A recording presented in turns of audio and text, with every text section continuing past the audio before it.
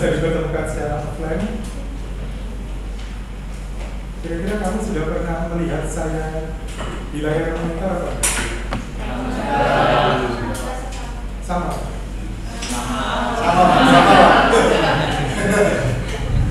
Sudah nanti jangan-jangan keliru. Ini tanpa rekayasa, tanpa filter.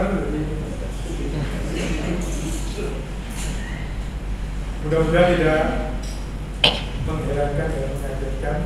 Ini adalah efek COVID. Selama 3 tahun saya belum pernah potong rambut. Jadi mohon maaf kalau terlihat agak feminin kalau saya mulai. Tidak saya mulai. Jadi kamu takut semua. Saya biasanya sebelum ini walaupun menikmati rambut panjang, biasanya saya potong pendek. COVID kemarin memang salah satu penyebabnya. Saya tidak menyalahkan COVID-nya. Saya menyalahkan diri saya sendiri kok menikmati proses pemanjangan rambutnya itu. Dari saya kemarin mau potong juga diingatkan tukang cukur, buat apa dipotong Pak? Toh nanti tumbuh lagi. Jadi harus bisa dipotong aja. Yang penting dikuncir atau digelung. Karena nilai estetisnya orang gondrong itu adalah kalau dikuncir dan digelung. Kalau diurai, enggak. Nilai estetis menakutkan. Sudah menempuh mata kuliah estetika kan? Iya. Setiap, ini sedikit membahas estetika. Setiap subjek matter itu pasti memiliki nilai estetis sendiri-sendiri. Kalau sederhana dalam kehidupan sehari-hari, kalau kamu minum kopi senang manis atau pahit? Pahit. Karena nilai estetis kopi adalah pahit. Makan cabai, nilai estetisnya adalah pedasnya. Makan cabai dan pedas ya sama aja dan sama makan cabai. Nilai estetisnya hidup itu apa sih? Prosesnya. Hidup itu susah kan berarti? Loh, kita boleh berbeda pendapat. Ini forum bebas. Ada yang menganggap susah, ada yang menganggap Udah. Kalau saya selalu menganggap bohong. Apapun yang saya alami saya anggap itu sudah kemudahan karena saya diciptakan oleh Yang Maha Kuasa yang lebih tahu dari saya. Dan menurut keyakinan saya, Yang Maha Kuasa tidak akan mencoba melebihi kemampuan. Mungkin orang lain menilainya susah, menilainya sulit. Ini bagi saya semua itu ada kemudahan. Nah, seperti contohnya, mungkin ini sudah tahu tadi, saya menceritakan bahwa diri saya ini masuk kategori difabel di dalam urusan formal. Kenapa? Karena kaki saya agak sedikit ada gangguan karena kecelakaan, akhirnya tidak bisa berjalan normal. Tapi itu saya tidak menganggap kesulitan. Itu justru kemudahan. Kok bisa? Kemudian saya menghindari hal-hal yang mungkin dilakukan orang kalau kaki saya dalam kondisi normal. Susah ya pikir, tidak usah dipikir. Jadi kadang-kadang kalau kita dalam kondisi normal kan kita bisa melakukan hal-hal yang negatif maupun positif. Dalam kondisi seperti ini kan jelas sudah saya kuasa nilai tidak mungkin kamu berbuat negatif. Konangan pasti. Itu kemudahan itu. Tanpa saya berusaha menghindari berbuat negatif. Meskipun tidak mungkin lah saya akan berbuat negatif. Sing kuasa mungkin sudah membaca potensi itu. Itu persepsi saya. Jadi hidup itu sebenarnya mudah. Hanya kepekaan kita yang belum merasakan kemudahan kalau kita berbuatnya sulit. Boleh direnungkan. Itu prinsip saya. Tapi memang terang pada saat saya habis operasi dulu, saya merasakan bingung. Saat harus berdiri. Dan bisa bersila. Itu kesulitan. Tapi Yang Kuasa itu sudah mengatur sedemikian rupa sehingga walaupun saya tidak bisa duduk bersila, tidak bisa tahiyat awal bekerja, tapi saya masih bisa bekerja. Dan alhamdulillah dipertemukan dengan kalian. Itu adalah anugerah yang luar biasa. Sebelumnya kita bertemu secara online dan bertemu secara offline. Yang mudah-mudahan ini nanti bisa berkelanjutan secara offline, karena dari pengalaman saya pertama tadi, jadi hari ini tadi adalah pengalaman pertama saya setelah 3 tahun tidak menginjakkan kaki di kampus. Jadi sejak pandemi awal itu kan selalu online. Ini itu deg-degannya sama seperti saya ingin mengunjungi seorang perempuan yang baru saya kenal dan istilahnya pada saat itu ingin saya apel, deg-degan.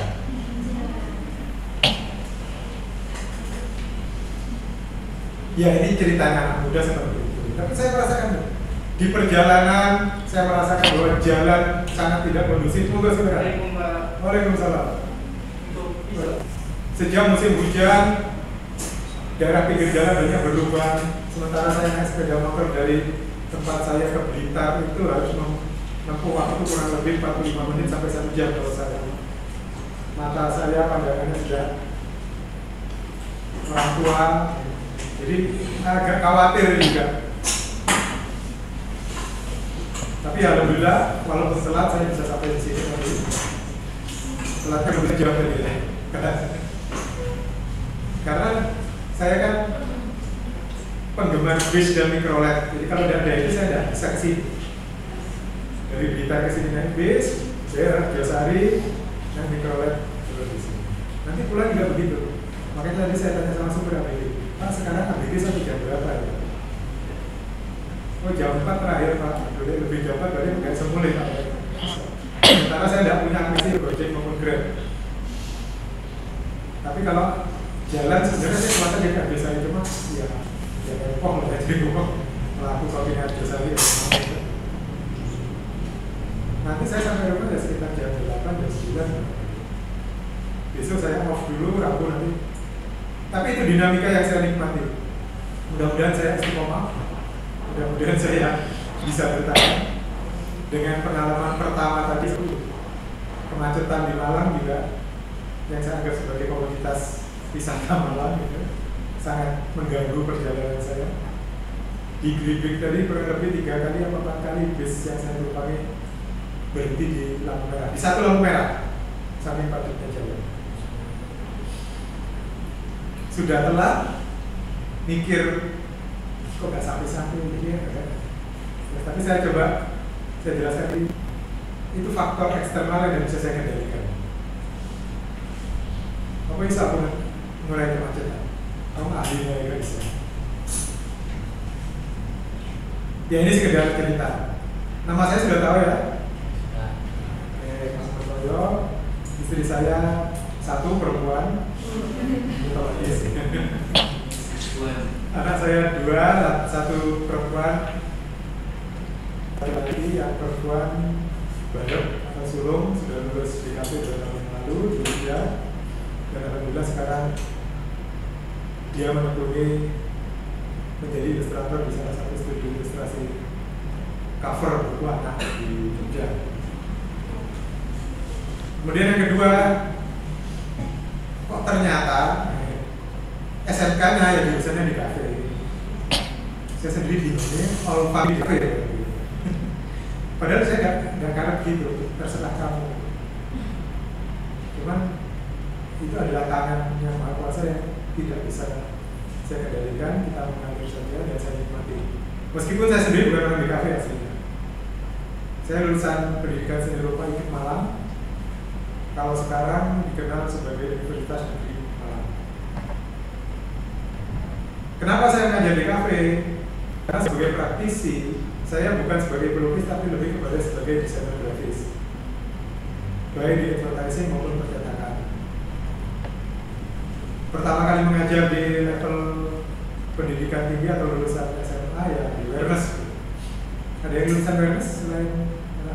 Ada ya? Lulusan apa? Jadi ngajar di Wernes terus di beberapa tempat juga alhamdulillah. Kalau saya masih belum misi mungkin sehari saya ngajar di 2 atau 3 tempat biasanya gitu. Ya di UN, di LP3I, data LP3I itu sekarang di mana saya nggak tahu, dulu di sini. Terus di STT sekarang kayaknya juga semakin sepi.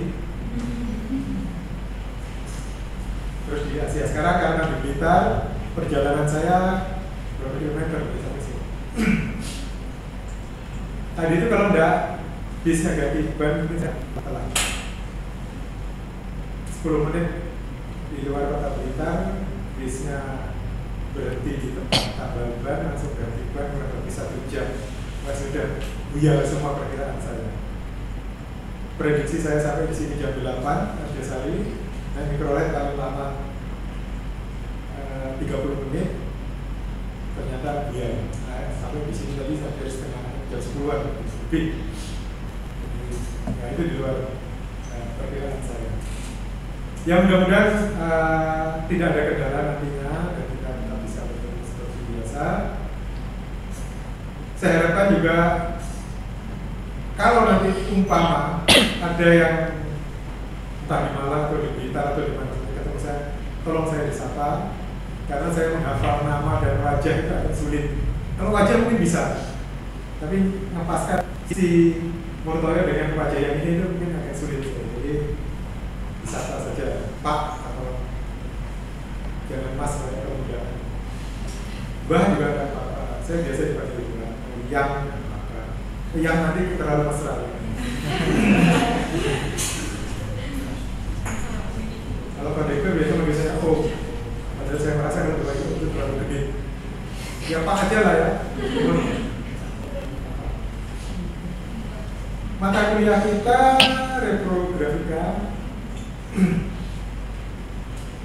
3 tahun yang lalu sebelum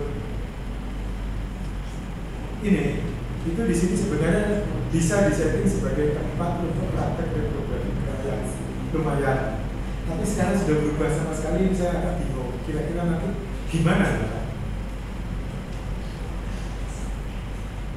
Ini lebih kepada presentasi. Jadi nanti ya mohon maaf kalau memang tidak bisa maksimal. Saya mau menuntut terlalu banyak ke kampus juga kurang etis rasanya.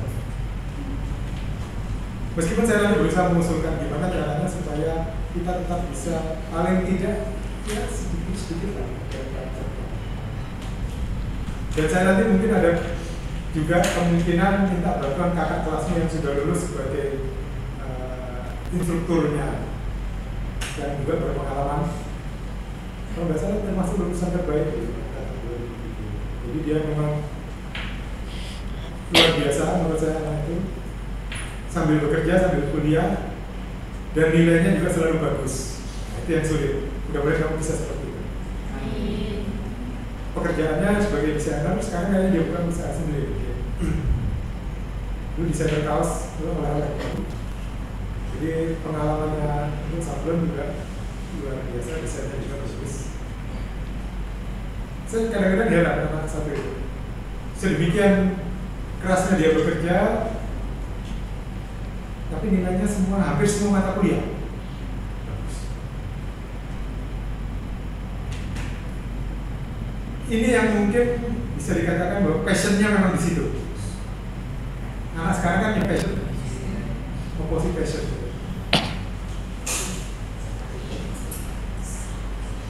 Passion, anak muda bakat, bakat, kesukaan, hobi.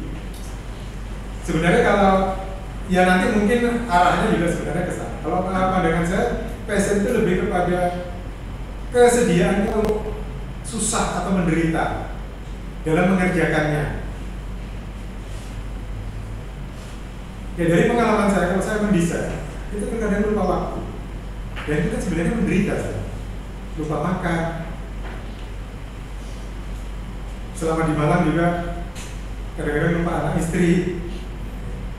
Walaupun sebenarnya enggak, karena jauh. Tapi saya nikmati. Ini akan sebagai passion, karena saya menyukai.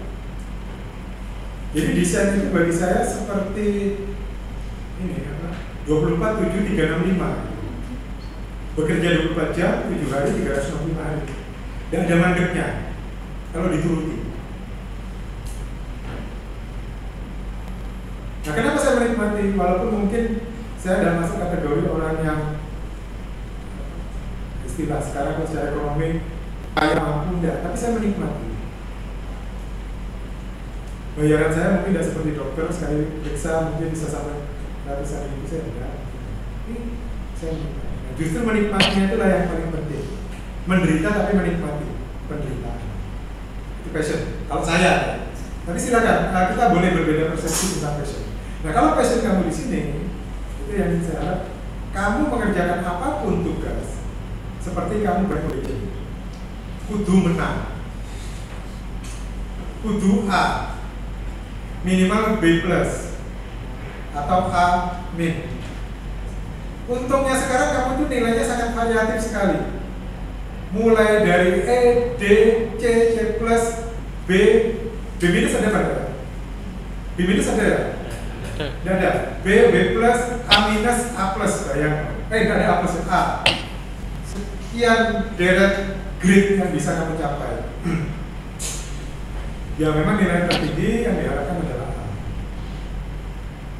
Meskipun demikian, nilai itu adalah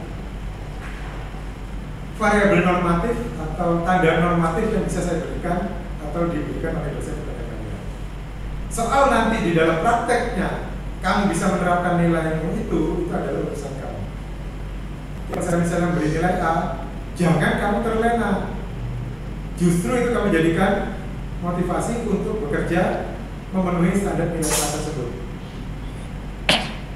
Karena kamu melamar kerja, dilihat nilai A, terus kamu disuruh bekerja, ternyata tidak A, isi. Itu kalau ikut orang lain. Tapi sekarang kecenderungan anak-anak adalah bekerja sendiri, baik usaha maupun freelance. Saya sangat mendorong anak-anak yang bekerja secara freelance. Kenapa? Karena peluangnya sangat besar. Secara internasional juga orang Indonesia termasuk salah satu yang dipertimbangkan sebagai tenaga freelance yang baik. Tanggung jawabnya, hasil desainnya.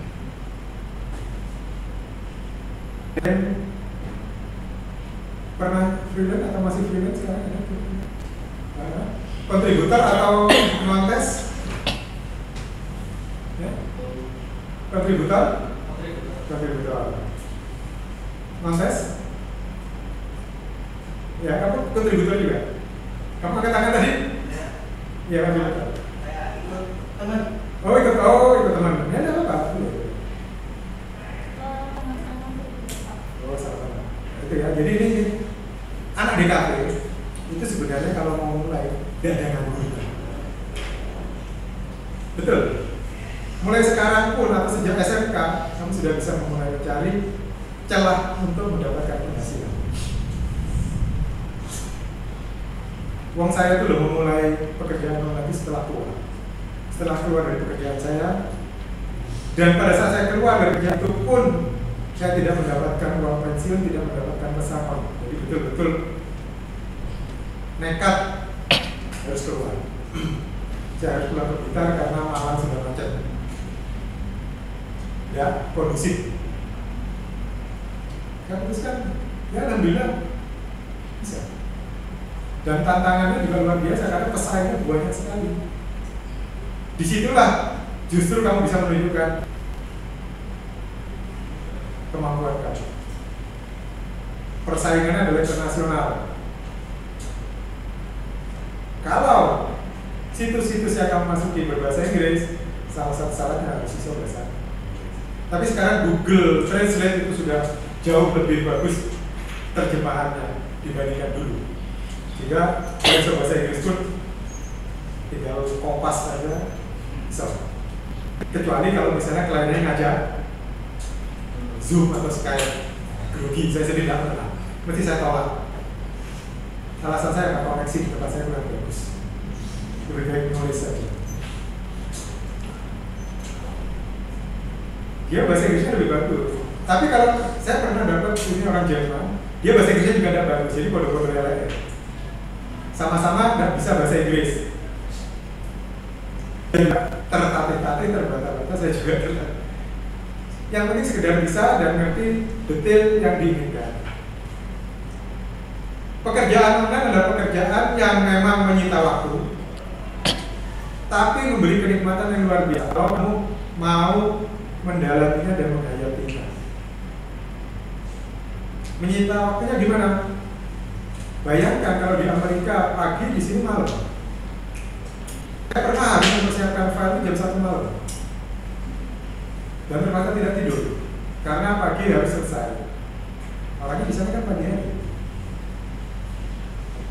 Kalau yang situs-situs lokal itu tidak masalah karena sama-sama pagi, sama-sama siang. Itu kan yang luar. Itu adalah bukan kendala sebenarnya, itu adalah salah satu dinamika dan mungkin estetikanya kita bekerja secara kamu bisa menembus untuk era sekarang ini salah satu situs baik kontes maupun penyedia jasa gambar bisa melalui seleksi mereka itu sudah lebih baik. Sekarang seleksinya semakin ketat, jadi tidak main-main. Apakah saya tidak pernah gagal? Ya pernah. Namanya gagal itu biasa, itu sudah yang berat. Dan justru kegagalan itu yang membuat kita semakin bisa untuk lebih baik. Jangan kegagalan dijadikan sebagai sesuatu yang membuat kita jatuh. Ya memang kalau bisa kita berusaha dan usah gagal. Tapi siapa yang tahu kalau akan gagal? Sama seperti saya tadi naik bis, siapa yang tahu kalau ternyata ada 1 jam untuk ganti ban? Kan saya tidak tahu. Saya tidak kenal dengan supirnya, saya tidak kenal dengan konduktornya. Paling kalau saya protes nanti mereka goyang itu mabur aja Pak sampai malam gitu. Sama seperti stiker yang ditulis di belakang mobil biasanya kan, dia nggak sabar mabur, jadi terbang aja ke dalam lintas sabar. Jadi ada yang memang bisa kita kendalikan, ada hal yang tidak bisa kita kendalikan. Kalau hal yang bisa kendalikan memang bisa kita tangani dengan baik, insya Allah semuanya bisa berjalan. Yang tidak bisa kita kendalikan apa? Ya contohnya yang seperti saya bisa itu tidak bisa saya kendalikan. Terus naik mikrolet di sini juga saya nunggu kurang lebih 10-15 menit tidak bisa saya kendalikan. Kalau kalian mungkin kemarin bahkan akhirnya bisa. Saya tidak punya aplikasi HP saya dan nutupi. Kamu pernah punya nomor HP saya yang lama? Itu bukan yang lama, itu nomor istri saya. Kalau online tidak apa-apa, saya pakai itu karena HP-nya di rumah. Kalau yang sekarang ini nomor saya, dicatat aja ya nomor saya yang sekarang. Dan belum ada papan tulisnya. Belum gerak lagi. 081 559 77 99 77. Kebetulan. Jadi ini cerita kebetulan dulu di rumah saya ada temannya istri saya yang juga porter. Tadi ada nomor kontak saya pakai gitu. Ya alhamdulillah. Ini walaupun HP-nya juga masih tetap jauh dibandingkan kamunya, tapi bisa WA. Ini dulu sebenarnya bisa WA, tapi karena HP-nya sistem operasi Android-nya tidak up to date, nggak bisa. Samsung kan walaupun HP lama dia masih bisa mengikuti aplikasi WA, walaupun Android lawas banget. Ini punya saya ini lama, tapi kalau sekedar untuk komunikasi aja sama masih bisa. Jadi nanti misalnya ada hal-hal yang perlu dikomunikasikan ke nomor itu saja, karena nomor yang kemarin tapi juga jangan dihilangkan itu dipakai saya di rumah. Jadi misalnya kamu komunikasi ke nomor yang lama itu nanti jawabnya nanti setelah jam 8 atau jam 9 malam karena dijalan. Nah, berkaitan dengan teknis produk, yang pertama adalah masalah jam. Saya berharap ya memang sekali lagi masalah presensi, masalah jam saya sangat fleksibel. Hanya saja usahakan kalau masuk jam 1 ya jam 1. telat-telatnya ya 15 menit.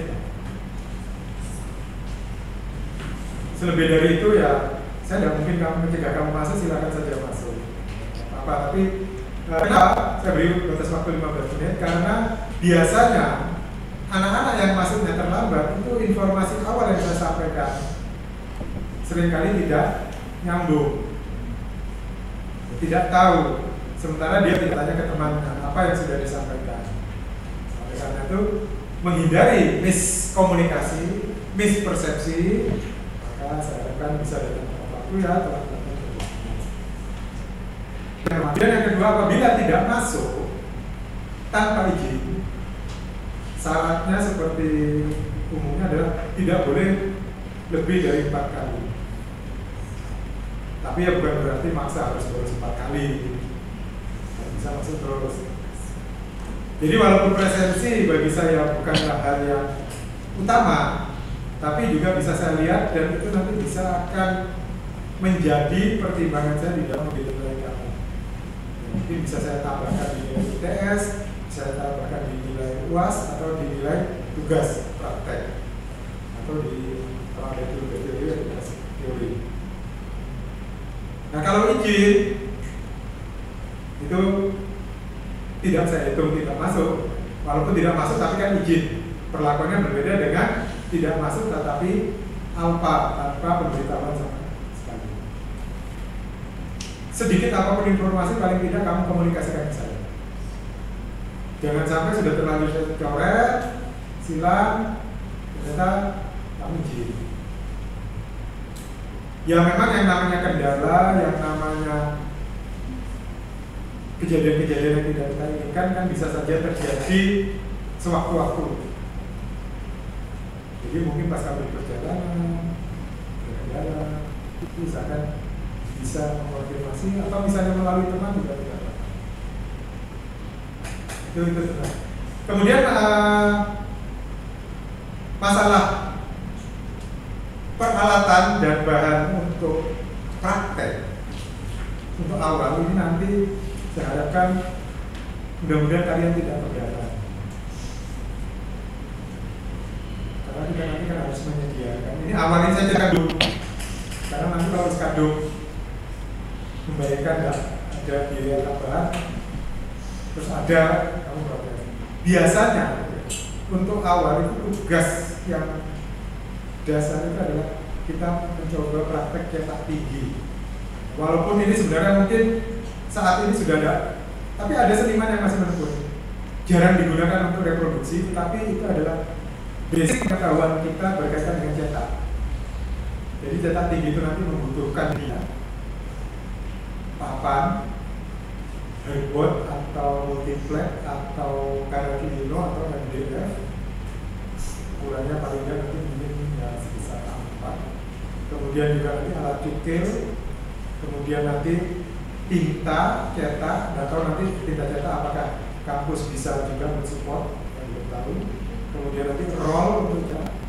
Nah, presnya ini nanti presnya terpaksa manual, ya mudah-mudahan kelas yang bersih ini nanti tidak terkacaukan dengan kekotoran yang kita buat. Karena reprografika sedikit banyak pasti akan menimbulkan kekotoran. Baik kalau sengaja kan ada, mesti tidak sengaja sebenarnya. Makanya saya agak bingung mikir caranya biar gak mengganggu pengguna kelas ini yang lainnya. Kita nanti kalau sudah nyipil itu kotoran berserakan pasti. Sudah nyata kemungkinan tintanya akan berlepotan di beberapa tempat, pasti. Dan bisa dihindari. Serigid apapun, sebersih apapun, sering apapun. Wong saya itu yang sudah pengalaman aja pernah pada saat anak ngobrol baju putih saya ya kena cat. Tapi di rumah saya bingung, akhirnya saya cari cleaner, saya gosok. Karena kalau sudah terlambat nanti kesulitan. Tapi bagi saya itu juga kenang-kenangan kalau misalnya dia tidak mau hilang. Itu ternyata bisa. Nah itu yang saya kurang tahu sekarang harga-harga alat cukil itu berapa, karet lino atau papan MDF itu berapa. Nanti bisa kalian survei dulu, tapi sebelumnya sudah saya beri intro. Yang kaget, tapi kalau memang tidak awal-awal kita akan praktek cetak seperti itu. Kertas juga. Nah, barangkali solusi dari saya nanti misalnya di sini kita menghindari sepeda motor, ya. Tapi kos-kosan banyak yang kos ini, ya. Nah, kos-kosan boleh apa ya berpraktek itu aja, kan repot juga. Tapi mudah-mudahan kita bisa mencari jalan dan menemukan jalan itu sehingga semuanya bisa berlangsung dengan baik dan lancar. Oke, saya sedikit singgung masalah reprografi. Repro itu sebenarnya berasal dari kata reproduksi. Grafika itu berasal dari kata grafika yang berarti cetak. Jadi reprografika ini adalah reproduksi grafika atau reproduksi cetak. Hubungannya dengan proses cetak mencetak, baik itu cetak manual maupun cetak menggunakan mesin. Nah, pertanyaannya, apakah seorang bisa tahu tentang cetak mencetak? Seorang desainer adalah cikal bakal dari apa yang akan dicetak. Misalnya brosur, yang membuat desain awal yang adalah desainer sebelum dicetak. Setelah nanti fix desainnya di ACC oleh pemesan atau customer atau pelanggan, berarti yang cetak. Seorang desainer apakah berarti sampai begitu tidak? Warna yang diinginkan oleh pemesan itu juga ikut menentukan di dalam desainer mempersiapkan untuk keperluan cetaknya. Ya memang kita sekarang ini cuma membayangkan bagaimana kita mendesain kemudian kita print. Seringkali print itu pun kita sulit untuk bisa menyamakan yang ada di monitor dan hasil cetaknya. Kebanyakan merah yang di monitor belum tentu keluarnya merah seperti yang di monitor. Baik itu printer inkjet maupun printer laser. Nah, kenapa demikian? Yang pertama adalah karena mungkin kalibrasi antara monitor dan printernya tidak sinkron. Yang kedua, pengetahuan warna desainernya pada saat mendesain tidak memadai. Terlihat merah di monitor, tapi dilihat komposisinya, ternyata warna individual pembentuk warna merahnya prosentasenya tidak sesuai, sehingga yang keluar warna merahnya tidak sesuai dengan yang diinginkan. Itu adalah pengetahuan yang mungkin terlihat biasa-biasa saja. Tetapi kalau kamu nanti sudah pernah merasakan bagaimana bekerja sebuah cetak, pasti kamu akan merasakan, oh, ternyata hanya untuk menentukan satu warna yang cocok itu membutuhkan proses yang juga tidak sedikit. Dari pengalaman saya, baik di percetakan biasa maupun di percetakan kemasan, itu biasanya klien-kliennya seringkali sangat perfeksionis di dalam menentukan warna. Apalagi jika produk itu produk yang menyebar secara nasional bahkan internasional. Seperti misalnya, kalau saya menyebutkan satu merek bukan bermaksud promosi, ya. Indomie misalnya. Merahnya Indomie itu sudah ada standarnya. Sehingga seandainya desain pertama Indomie itu sudah tidak ada, dipindah ke desainer berikutnya, warna merahnya tidak akan berubah. Standarisasi itu penting, karena itu akan membawa citra dari produk. Nah, dari pengalaman saya, pernah saya mendesain warna oranye itu hanya kurang dikit. Oh, sudah sempat ramai di divisi saya kan. Satu divisi itu desainernya ada kurang lebih 1, 2, 3, ada 6 gitu.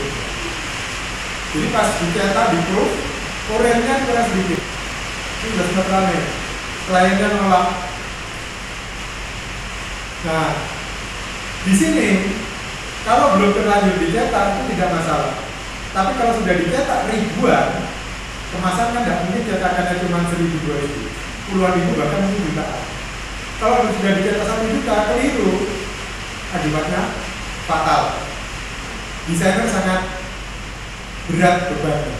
Selain bagian pro, bagian pro itu adalah bagian yang menempatkan antara satu warna individual dengan warna individual lain.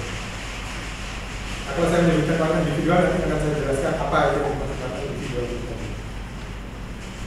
Jadi desainer tidak selesai hanya sampai apa yang tampak di monitor, tapi bagaimana nanti setelah dicetak apakah sesuai dengan yang diinginkan dan sesuai dengan standar produk atau perusahaan besar. Itu warna. Teks juga demikian, hati-hati dengan teks. Karena DKV selalu saya ingatkan, hati-hati kalian dengan teks yang ada di desainmu. Itu bisa fatal. Apalagi sudah dicetak sekian juta atau sekian ratus ribu. Teks yang mana Pak? Biasa kalau itu kan ada keterangan ingredients atau cara pemakaian.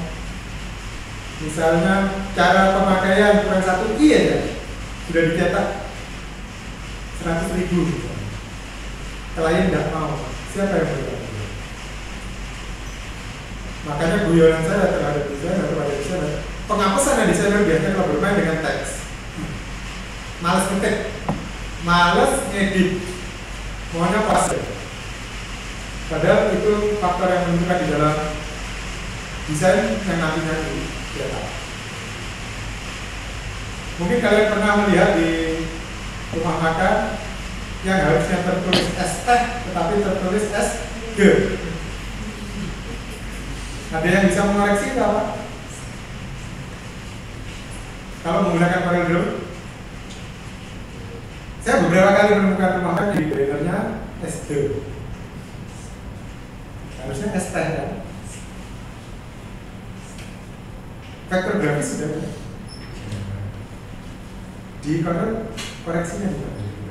Supaya pada saat kamu ngetik, begitu kamu enter dan tertulis SD, tapi ST. Ayo,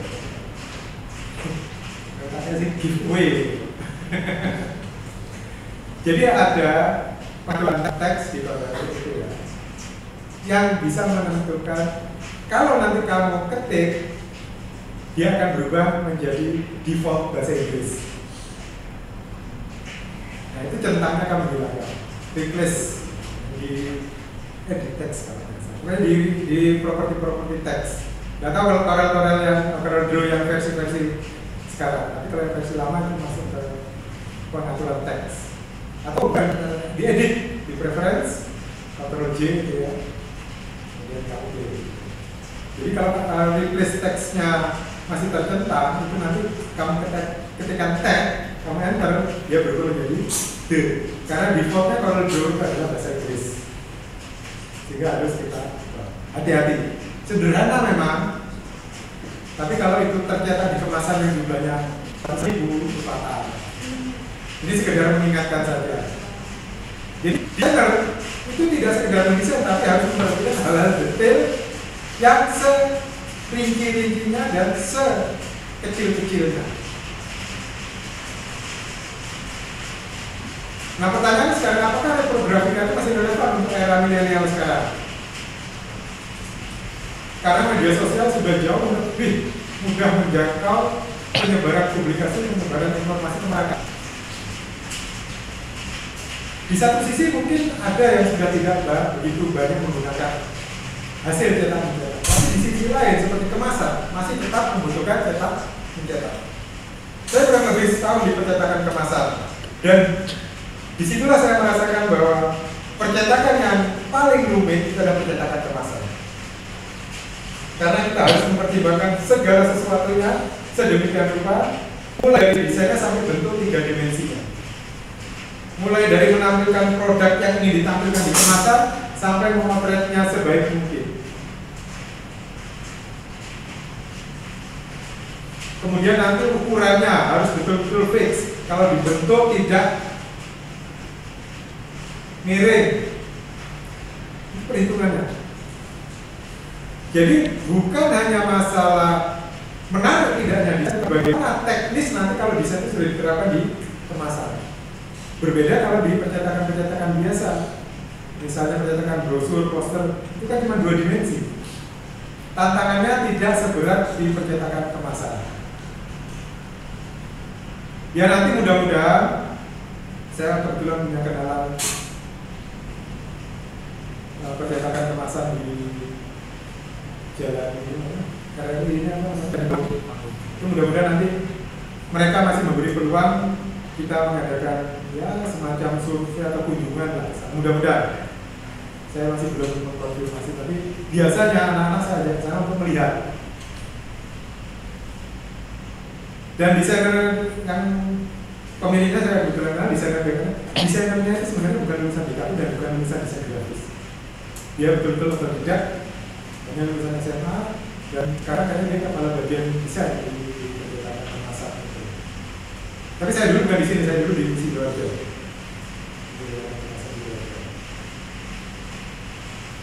Nah, percetakan kemasan ini memang merupakan percetakan yang jauh lebih besar ordernya dibandingkan percetakan brosur atau poster. Meskipun poster kalau misalnya disebar secara banyak, kemasan ini jauh, karena kemasan itu kan memang untuk produk yang disebarkan dan bungkus produk itu. Teknis kemasannya bagus, kalau desainnya bagus juga kurang baik. Desainnya bagus, kemudian teknis bentuk kemasannya yang bagus juga kurang baik. Jadi disitulah tingkat kesulitannya. Makanya kalau kalian mau cari pengalaman untuk orang, ada lowongan di percetakan kemasan, coba. Insya Allah kamu matang di situ. Setelah itu keluar, cari percetakan lain dan apa. Jadi yang berat kamu alami dulu, baru yang ringan. Dulu murid-murid saya di UNS sudah ada yang begitu. Begitu mereka lulus, pernah kerja lain, di situ butuh.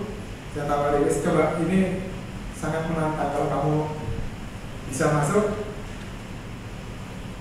Insya Allah tahan batin. Jadi percetakan kemasan itu banyak variabel-variabel yang membuat kita memang terpacu untuk bekerja sebaik-baiknya.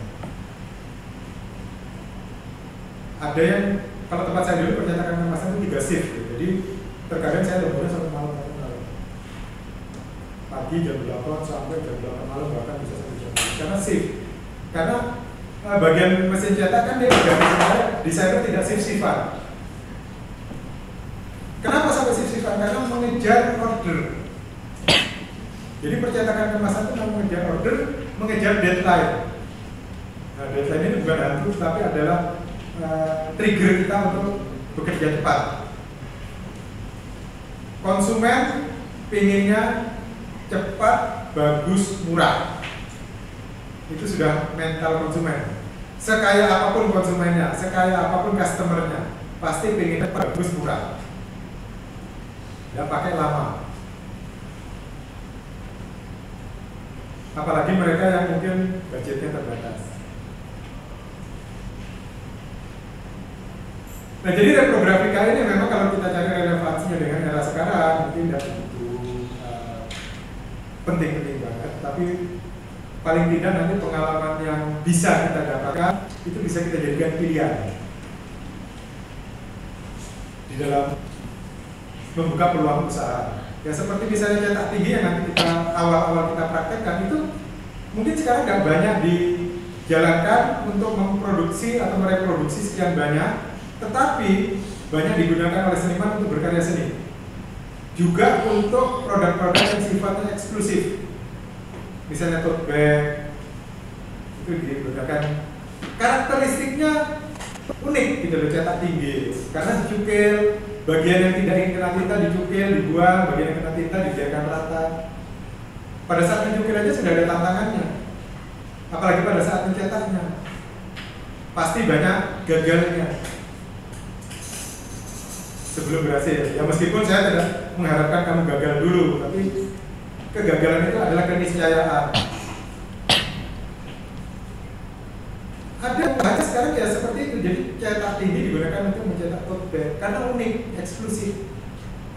Untuk souvenir manten, tapi ya kalau cetakan sampai ratusan juga agak berat kan. Ya, cetak tinggi itu tidak untuk yang publikasi sampai ratusan bahkan ribuan. Wah, hancur betul tenaganya yang tidak kuat. Kalau sampai begitu biasanya orang tidak menggunakan cetak tinggi tetapi menggunakan sablon atau offset.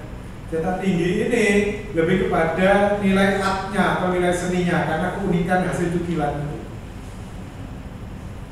Kesan cukilan yang dicetak itu akan terkesan estetis menurut saya, sehingga itu yang jadi fokus.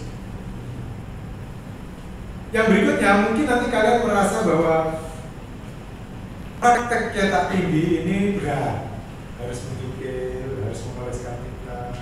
Tapi ya saya hanya bertanggung jawab moral untuk menganjurkan dan kamu bertanggung jawab moral untuk melakukan. Soal berat tidaknya silakan ditimbang-timbang sendiri. Kalau saya terlalu kasihan ke kalian, itu sama dengan saya memberi racun ke kalian. Wes gak usah praktek, wes gak usah dikasih tinta, wes yang penting cukil. Dan ada tantangannya. Padahal generasi milenial itu biasanya lebih senang kalau adrenalinnya terpacu. Saya beri tantangan yang berat. Tapi ini memang biasanya begitu. Pengalaman yang mudah-mudahan kamu bisa menikmatinya, menjalankannya dengan baik dan hasilnya bisa jadi pemicu kreativitas kamu. Berat tidaknya itu relatif. Kalau bagi saya sebenarnya biasa-biasa saja, meskipun dengan kondisi peralatan yang terbatas itu sebenarnya memang berat. Kalau di saya dulu praktek cetakan pakai press yang tinggal putar gini, tinggal bisa jalankan. Kalau di sini kayaknya masa saya minta, dianya nggak besar itu buat pressnya. Jadi nanti biasanya saya press setelah di manual diduduki atau di mana gitu. Walaupun daratan tidak apa-apa, yang penting sudah. Oke, sampai di sini ada pertanyaan.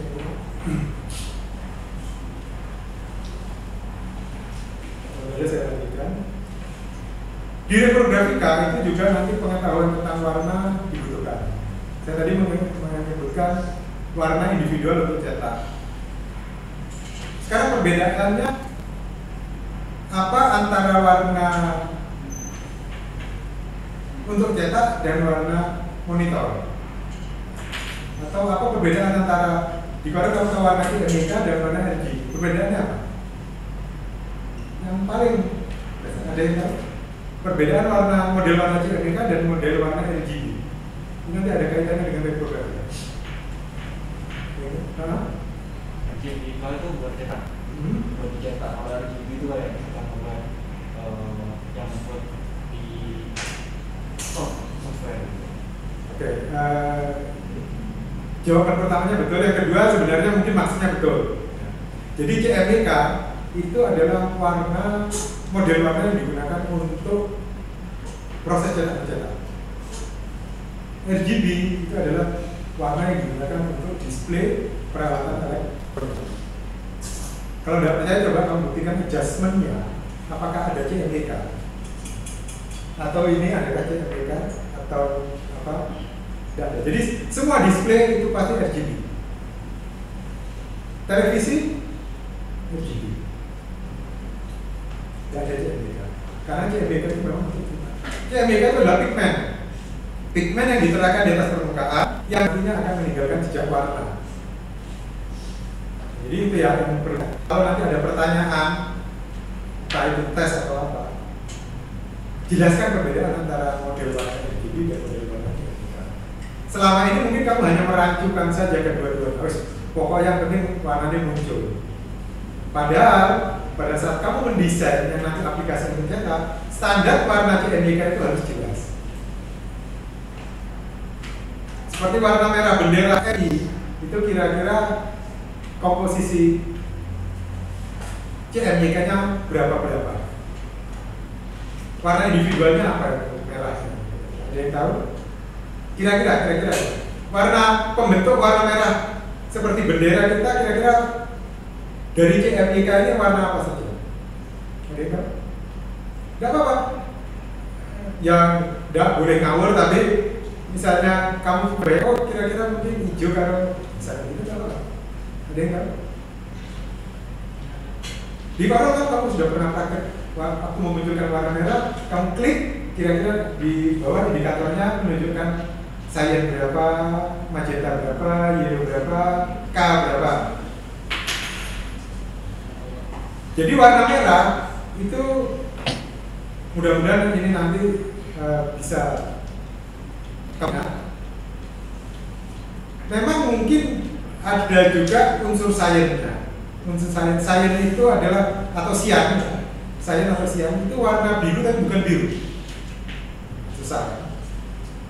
Orang awam menyebutnya biru, tapi desainer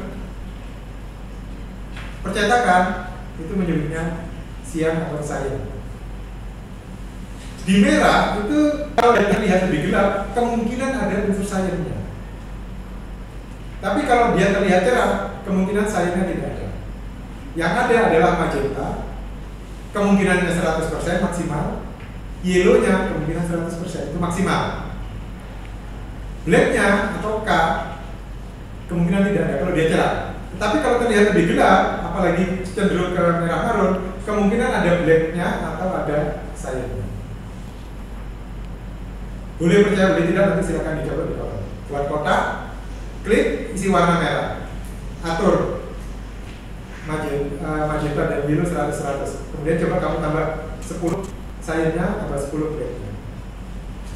Itu adalah pengetahuan yang secara teoritis bisa saya sampaikan seperti ini, tetapi secara praktis itu kalian harus mencoba.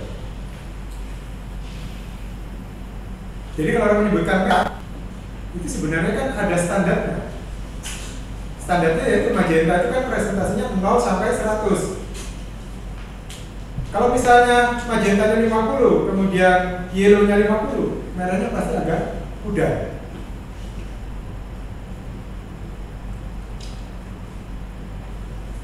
RGB saya agak sulit mencernanya karena antara RGB dan CMYK komposisinya berbeda. Kalau RGB kan dia nilai apa ya? Bukan persentase sebenarnya. 255 itu nilai apa sih? Nilai kadarnya. Jadi dia kalau 255 semua itu kan dia menunjukkan red, green, blue. Misalnya kita campur rednya 255, greennya 255, blue-nya 255, kira-kira warna yang muncul apa? Ada yang tahu? RGB. Jadi rednya 255, greennya 255, blue-nya 255. Kira-kira warna yang muncul apa menurut logika kamu? Coklat. Ayo. Coba. Jadi salah satu perbedaan lagi dari RGB dan CMYK. Kalau RGB, model warna RGB, nilainya semua maksimal dan dicampur, itu dia akan menghasilkan warna putih. Karena apa? Karena RGB bersumber dari cahaya, bukan pigmen. Kalau CMYK 100 semua, dia ini warnanya cenderung gelap atau kehitaman. Meskipun hitamnya mungkin kalau udah ada blacknya dia tidak maksimal. Jadi misalnya cyan, magenta, yellow kamu campur itu sudah ada kecoklat-coklatan. Tambah black dia otomatis ya. Nah, jadi kebalikannya ya, kalau CMYK 100 semua atau maksimal semua dia gelap, kalau RGB dia terang. RGB kalau 0 semua dia hitam. Itu jangan sampai keliru. Sehingga kita membedakan kapan kita menggunakan CMYK, kapan kita menggunakan RGB. Desainer sekarang tidak terbatas pada cetak-mencetak saja. Kalau media sosial, mereka lebih cenderung menggunakan RGB. Saya kebetulan belum sempat membawa bukunya tentang perpaduan antara satu warna di dalam model warna. Misalnya prosentasenya 10 cyan, 10 magenta, bagaimana itu ada bukunya. Itu adalah color chart-nya atau color key-nya. Orang percetakan biasanya mesti punya buku panduan itu. Kalau kamu nanti sudah mencoba mempelajari, baru kamu mengerti manfaat buku itu. Kalau tidak, hanya sekedar melihat seperti tata susunan komposisi nirmana, karena hanya kotak-kotak diisi warna. Tapi kalau kamu nanti sudah bekerjakan, mengerti, oh, misalnya logo Nike, Adidas, misalnya biru, Adidas, yang kopi yang mahal ini kan namanya? Starbucks hijaunya misalnya kira-kira sayangnya berapa, yellownya berapa, gitu. Itu ada standarnya. Seperti Starbucks itu tidak mungkin ada standarnya. Atau kalau tidak, dia nanti warnanya warna Pantone. Warna Pantone itu ada warna tunggal, warna khusus. Nah, warna khusus itu kalau dipercetakan, dia bukan merupakan percampuran warna CMYK, tapi warna yang disiapkan oleh pabrik untuk warna itu saja. Seperti misalnya betul, rokok betul, kan? Itu birunya itu biru khusus. Banyak perusahaan-perusahaan yang membuat produk dengan menggunakan warna-warna khusus agar apa? Agar eksklusif, tidak bisa ditiru. Ya walaupun yang namanya peniru itu tetap bisa saja. Nah, tentang warna khusus itu kalau kamu tidak pernah bekerja di percetakan, mungkin kamu tidak akan mengalami. Warna silver, warna emas itu juga termasuk warna khusus, karena tidak bisa dibentuk dari cyan, magenta, yellow, black, CMYK. Kenapa kok K bukan B? K itu G. Jadi dulu itu menurut sejarahnya, pada saat CMY mereka membutuhkan warna untuk lebih gelap. Dicampur ketiga warna itu, tetapi ternyata masih kurang gelap. Akhirnya diciptakan warna hitam untuk lebih mempergelap warna yang diinginkan. Karena itu ada warna putih K, CMYK. Tapi model warna CMY juga tetap ada. Jadi black itu adalah warna menangan, warna yang paling kuat. Warna apapun kamu campuri warna hitam pasti akan terpengaruh.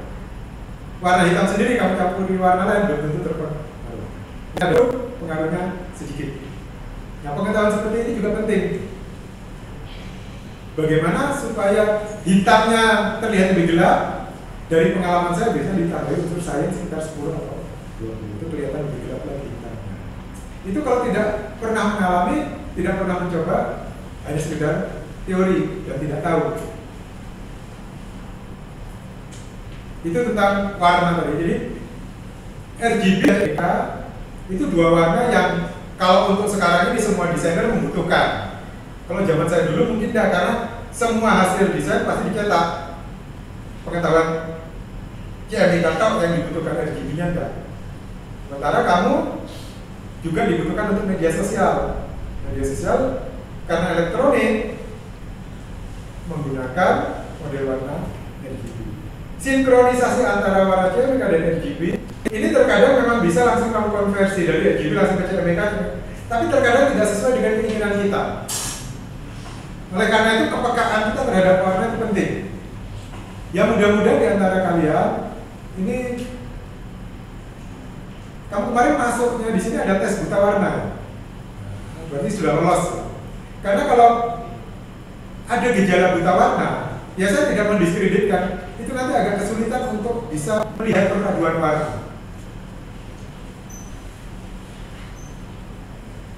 Mungkin ya, ini mungkin saya sendiri juga tidak tahu. Kayaknya agak sulit membedakan warna merah sama warna hijau atau apa gitu. Kalau buta warna. Makanya tes buta warna itu biasanya unsurnya kan warna merah, hijau, kuning ya. Ada lingkaran yang berbentuk huruf nanti terdiri dari lingkaran kecil. Kalau kamu bisa membedakan itu berarti tidak buta warna. Kenapa tidak? Karena memang jurusan-jurusan seperti seni rupa, DKV, arsitektur itu adalah jurusan-jurusan yang berhubungan dengan kombinasi warna. Tidak mengerti warna, tidak bisa membedakan warna, itu ada satu kelemahan. Berat. Sekalipun saya sendiri pernah punya teman, jadi waktu saya kerja di Sidoarjo, saya mengajarkan ceritanya si desainer yang keluar itu sebenarnya buta warna. Nah, terus dia bagaimana tahu standar warna? Dia melihat kode warna. Jadi dia tidak tahu hijau, tidak tahu merah, tapi dia melihat kode warna. Oh, ini warnanya magentanya 100, ya 100, ya itu yang gitu. Ya ini hanya per kasus saja. Tapi kalau misalnya betul-betul buta warna, saya agak kesulitan karena melihat warna itu pasti tidak bisa membedakan antara satu warna dan warna lainnya. Oleh karena itu memang latihan memadukan warna itu sangat diperlukan. Di Corel kan kamu bisa eksperimen secara digital. Ya memang nanti bisa kamu print menggunakan Canon atau Epson dengan kertas yang lain, itu bisa antara satu dan yang lain itu berbeda. Saya dulu agak mainin ke Epson, tapi ternyata juga tidak sempurna banget. Yang inkjet ya, tapi tidak tahu kalau yang misalnya laser, mungkin Epson atau Xerox itu. Sekarang print digital kan juga sudah banyak. Oleh karena itu anak-anak sekarang seringkali mengabaikan yang seperti di monitor HP itu apa saja, nggak perlu RGB, nggak perlu CMYK, semuanya tampil saja ada warnanya. Padahal desainer harus punya pengetahuan tentang warna tersebut. Persiapan desain itu tidak selesai hanya di desain saja, kemudian file, tapi terkadang kalau kamu di perusahaan itu bisa sampai ke pisah warnanya. Ada pisah warna, iya. Jadi semua cetakan itu kan sebenarnya hanya berpatokan pada plat warna itu. 1000 warna yang tampil itu tetap terbentuk dari plat warna, kecuali ada warna khusus. Kalau ada warna khusus nanti 5 warna, 6 warna. Tapi CMYK itu adalah warna standarnya.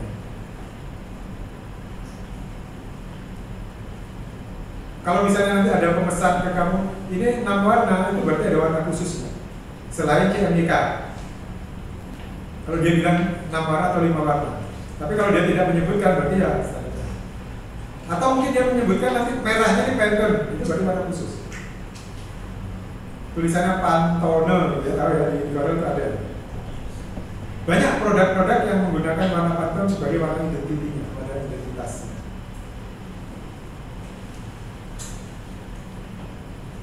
Dari pengalaman lagi, biasanya orang luar, orang barat, atau mungkin orang luar Indonesia cenderung sangat perfeksionis dalam penggunaan warna. Jadi mendesain produk itu diekspor itu seringkali lebih rumit dibandingkan itu yang dari Indonesia. Kan seperti Soclean itu produk Indonesia, tapi kan ada juga yang diekspor ke Jepang. Nah itu standar warnanya berbeda ya. Dulu kan pas saya di Sidoarjo itu pas nyetak Soclean itu juga sempat ada trouble karena ada bagian tertentu yang pas dilebet dan nyambung. Padahal sudah dicetak berapa ribu. Kalau dari pengalaman-pengalaman seperti itu sepertinya kita takut bekerja jadi desainer di percetakan kemasan karena risikonya besar sekali. Seringkali gaji kita itu hanya habis untuk potongan kesalahan. Ya, kalau sudah dicetak 1000 atau 2000, perusahaan kan nggak mau nanggung karena kesalahan. Tapi memang ada runtutannya. Jadi di dalam sebuah divisi itu mulai dari desainer, repro, kemudian nanti ada quality control, itu kan satu rangkaian. Biasanya di repro itu sudah mulai menseleksi. Kalau repronya detail, itu desainer bisa terselamatkan. Tapi kalau repronya sendiri juga kurang detail, desainer, repro, kepala bagian pasti kena potongan. Saya alhamdulillah selama setahun bekerja di sana, ya belum pernah sih melakukan kekeliruan. Yang alhamdulillah saya keluar pun tidak pernah melakukan kekeliruan. Bahkan di sana kan saya termasuk satu-satunya sarjana setiap ada gambar ilustrasi di kemasan, itu akhirnya saya yang ketiban sampul. Padahal kepala bagiannya walaupun hanya lulusan SMK Grafika, gambarnya juga tidak kalah bagus dibandingkan yang lulusan seni rupa. Tapi karena dia kepala bagian kan suka-suka dia. Misalnya gambar kipas angin jangan digambar. Kemasan kipas angin itu kan gambar kipas anginnya terkadang digambar manual dulu. Baru dicukil di kertas lino untuk cetaknya. Karena kartonnya kan berbeda, kipas angin terutama yang stand, yang berdiri, ukurannya besar. Ya ini sekedar gambaran saja bahwa apa yang dipelajari di Reprografika kalau sampai sedetil-detilnya itu akan sangat dalam, sangat rumit dan membutuhkan skill tingkat dewa, saya katakan seperti itu karena pengetahuan biasa-biasa saja agak kesulitan. Itu belum lagi nanti standar kepadatan warna itu ada lagi itu. Jadi ada pengukurnya, densitometer, kepadatan warna cetaknya. Nyeker komposisi warna. Kamu tahu warna kemasan misalnya ada merah hijau, kalau kamu nyeker akan terlihat titik-titik pembentuk warna tersebut. Ya di sini mungkin kita tidak bisa melakukan itu kan nggak punya ininya apa looknya gitu ya. Kalau dipercetakan pasti ada. Tujuannya untuk apa? Kalau misalnya saya sudah pernah punya hasil cetakan kemasan, kemudian saya mau buat lagi persis, sementara saya tidak punya file, dia cuma mengajukan itu berfungsi untuk melihat komposisi warnanya. Birunya terbentuk dari cyan berapa persen, magenta berapa persen, kemudian oranye-nya magenta berapa persen, yellow berapa persen, itu terlihat di situ. Dan itu dibutuhkan kepekaan desainer di dalam istilahnya nyeker, ngincang komposisi warnanya. Saya sudah pernah melalui pengalaman-pengalaman seperti itu. Jadi walaupun sekarang mungkin sudah agak lupa, tetapi ya kalau dipikirkan kebetulan desainer yang dipercayakan kemasan di Candi Panggung itu kalau ada sedikit-sedikit yang dia agak kurang ngerti, terutama yang sifatnya akademis, dia mesti tanya ke saya. Itu memacu saya untuk mau belajar lagi. Jadi sampai sekarang pun saya masih sering ya mengatik warna, melihat ini komposisi ini dan ini. Tidak untuk dihafalkan, tapi dicoba, di drill, insya Allah nanti akan mudah tertanam di ingatan. Karena warna kalau dihafalkan, ya tidak mungkin lah ya. 4 warna itu bisa menghasilkan kombinasi berapa ribu warna. Dari 0 sampai 100 kombinasikan saja.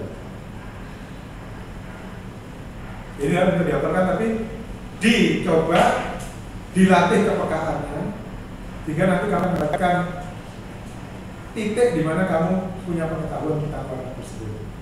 Saya tidak memaksa, tapi silakan nanti kamu jadikan pilihan. Sama seperti penggunaan huruf di dalam desain. Itu kan juga membutuhkan kepekaan kamu terhadap jenis huruf.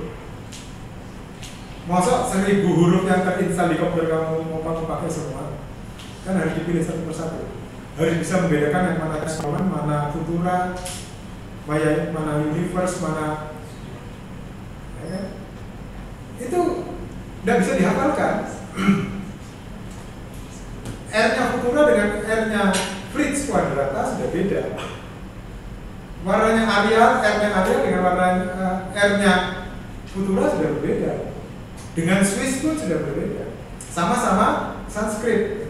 Ya ini untuk memberi contoh bahwa jangan dihafalkan. Tapi dilihat berulang-ulang, digunakan berulang-ulang. Pasti kamu akan bisa ya. Tipografi belum ya saya? Sudah. Ya kan sudah tahu kan mana Sanskrit, mana script.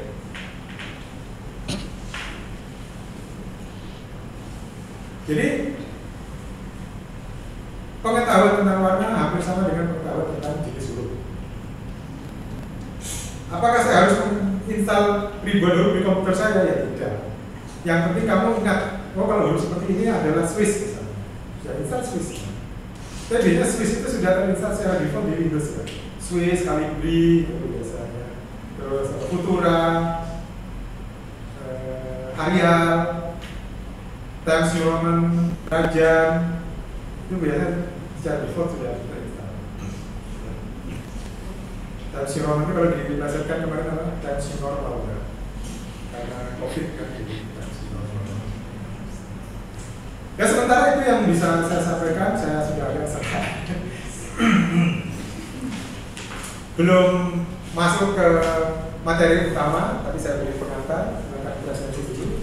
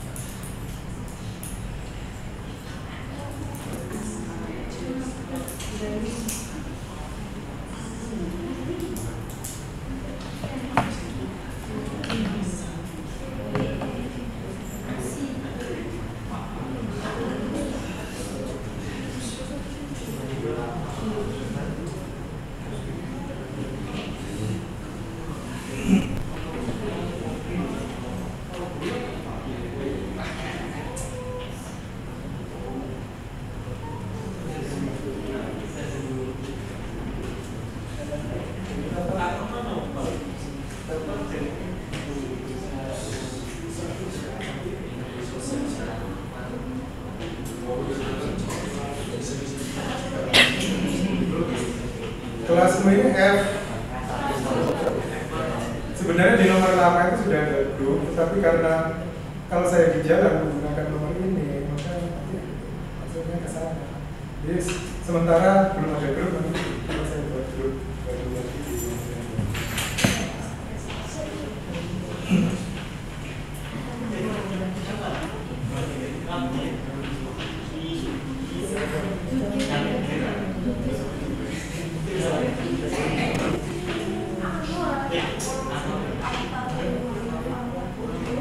Kalau boleh tahu ada yang sudah pernah punya pengalaman di percetakan?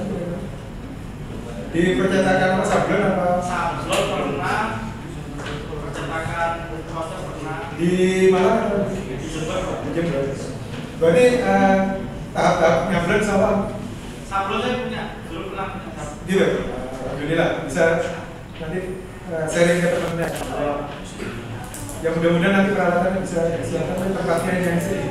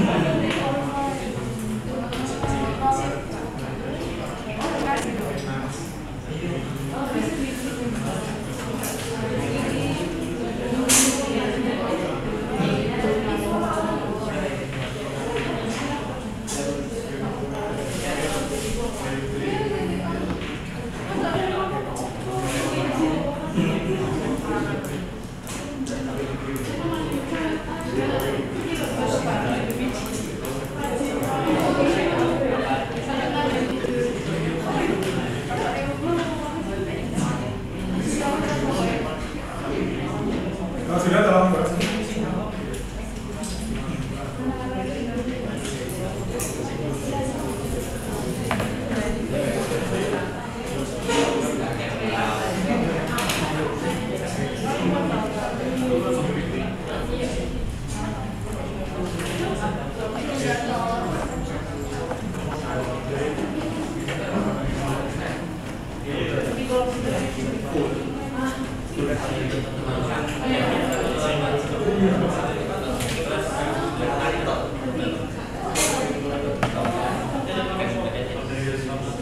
Coba saya panggil biar saya bisa ya mudah-mudahan saya bisa mengingat angkat tangan. Ada yang dari Blitar? Ya, ya. Dari mana? Kalimantannya mana? Timur. Kotanya? Sahasa. Sahasa. Kamu Blitar? Saya Kalimantan Utara. Adida, panggilannya Adida. Ahmad, Farid, Alfi, dari Sangatta. Ahsanul. Ini adalah ini. Ahsanul Halikin. Dari mana aslinya? Sulsel. Makassar. Siap dari Makassar. Jauh ya? Saya sudah bisa bahasa Jawa belum? Sedikit Pak. Sedikit. Ajrina Salma. Dari mana?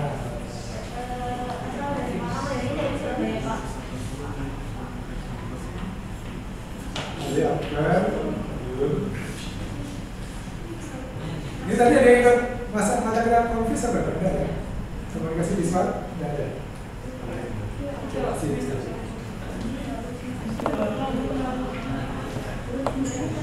Alma Najia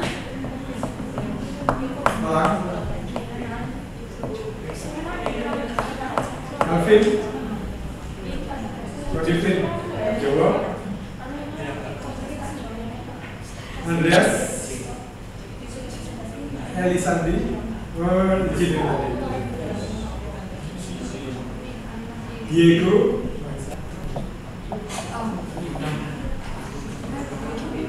kamu art and design style tahun lalu ya? Ya, mata kuliah art and design style tahun lalu? Iya, bukan. 2 tahun lalu Pak. Masa betul? 2000. Ini dulu kelasnya ada yang art and design style saya kan aja? Iya.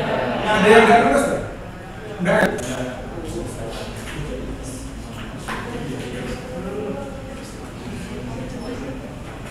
Durika. Farhan, Ahmad, Kodima, asli itu di Jawa Timur, Pak. Kalimantan Timur, mana? Di Pasir saya. Pasir, bukan ibu kota itu. Tapi bisa bahasa Jawa? Bisa, Pak. Waza, Bagas. Masa Bagas. Waza Bagas, oh itu. Waza Putra. Oh enggak tanda tangan? Oh bukan. Figur itu. Budan Hijri. Jawa saja atau Kalimantan? Jawa. Koiria. Malang. Bukan. Nuduh. Laksmana Putra. Dari Jember, Pak. Jember. Melanie Ferdina. Malang, Jember, Malang. Muhammad Ilham Ilham. Muhammad Rizal Jember, Pak. Noval tapi